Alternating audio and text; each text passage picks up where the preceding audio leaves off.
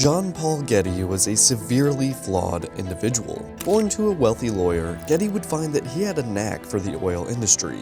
He was so good at navigating the murky waters of the early 1900s business that his company, Getty Oil, would not only survive the Great Depression, but thrive throughout it, taking advantage of other companies that weren't as fortunate, which would allow him to one day earn the title of the world's richest man. And yet, that title didn't alleviate his stinginess when it came to money, but it would all come to a head when his grandson, John Paul Getty III, was kidnapped for a ransom of $17 million. The choices which followed set in stone the legacy of one of the most controversial billionaires in history.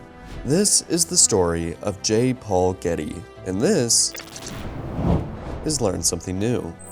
John Paul Getty was born in Minneapolis, Minnesota on December 15, 1892. His father, George Getty, had already been wealthy from a sizable inheritance when he began practicing law in Minneapolis, going on to create a law practice that proved even more lucrative. But whether for diversification, a change of scenery, or the simple observation of new technologies on the rise, George Getty decided in 1903 to purchase land in Oklahoma to begin seeking out oil, founding the Minahoma Oil Company. He soon moved his wife, Sarah Richard Getty, and his son to Oklahoma, but within a few years they packed up again and relocated to Los Angeles, California.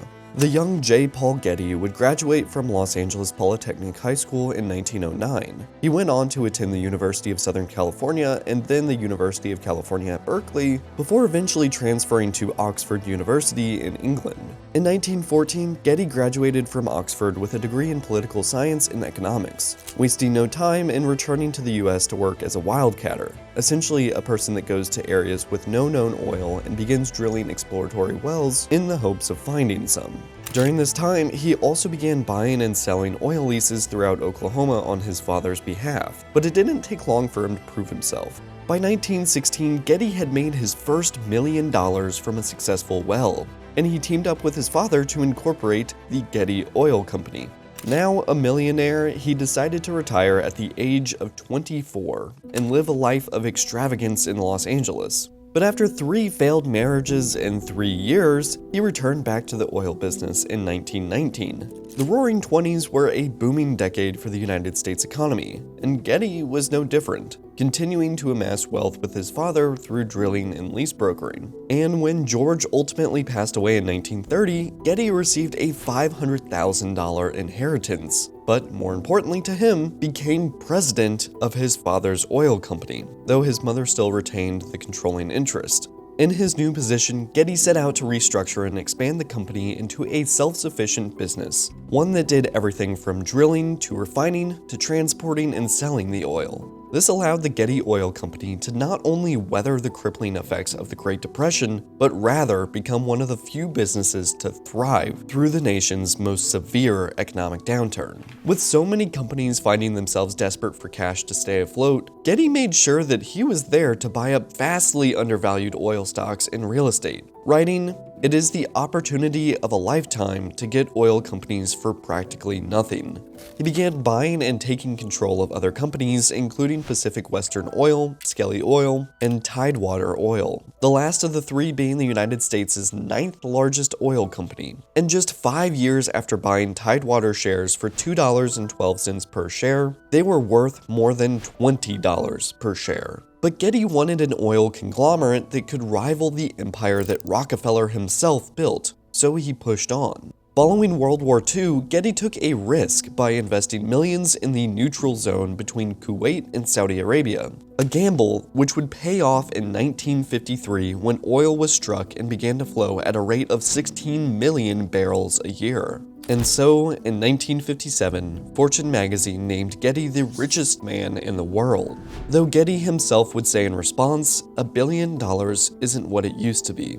And yet, he seemed to be taking more time away from the business and indulging in his hobbies and passion projects more and more often. In becoming the richest man in the world, he once again turned to spending the money he had earned, buying up expensive pieces of art from his travels all across the globe. As the next 10 years passed, he consolidated his business interests into the Getty Oil Company, and by the mid-1970s, it was estimated he had built a personal fortune of $2 to $4 billion. But he was very particular about where his money went. For example, extremely expensive art pieces might be fine to spend money on, but he was never willing to respond to the many requests he received every week, asking him for some of his money, saying of charity, "If I were convinced that by giving away my fortune I could make a real contribution towards solving the problems of the world poverty, I'd give away 99.5% of all I have immediately, but a hard-eyed appraisal of the situation convinces me that this is not the case." However admirable the work of the best charitable foundation, it would accustom people to the passive acceptance of money. This ideology and general stinginess would extend to nearly every aspect of his life. For example, when he was building his personal art museum, he yelled at the architect for purchasing a $17 pencil sharpener. But this attitude towards spending money would be put to the ultimate test in 1973 when John Paul Getty III, his 16-year-old grandson, was kidnapped. Soon after, the call for ransom money came in, demanding millions of dollars to ensure the safe return of the young Getty. Although John Paul Getty II was willing to make a deal to secure his son's safety, he didn't have the money. The $17 million ransom was far more than he had, and the only person he knew that could afford it was J. Paul Getty Sr., the world's richest man. But Getty would refuse to pay anything at all, stating, "If I pay 1 penny now, I'll have 14 kidnapped grandchildren." This was unexpected, but the kidnappers weren't deterred, sending a human ear to the Gettys and telling them that if they didn't have the money within 10 days, Getty III would be killed. Ultimately, J. Paul Getty would pay up, kind of. The kidnappers received $3 million. Of that amount, $2.2 million would come directly from the billionaire himself, and the remainder was from J. Paul Getty II, though he didn't even have that much, instead getting the money in the form of a loan from his father, which would have to be repaid with interest. Shortly after, the reason that this outcome was reached was revealed. $2.2 million was the maximum amount J. Paul Getty could write off as taxes. John Paul Getty III was returned to his family after experiencing months of trauma and captivity. Less than 10 years later, after a drug overdose left him paraplegic, he would find himself confined to a wheelchair for the rest of his life. There were rumors that the kidnapping could have been staged, that Getty III had either consented to being taken or that he could have been the one to have orchestrated it in an attempt to get even just a little bit of his grandfather's immense fortune. These claims were bolstered by the fact that Getty had reportedly joked with his friends and family that he would stage a kidnapping one day. Maybe that's why when the first ransom call came in, his mother hung up, claiming that she thought it was a joke. But the family has remained adamant that the months of beatings and mutilation were as far from staged as could be.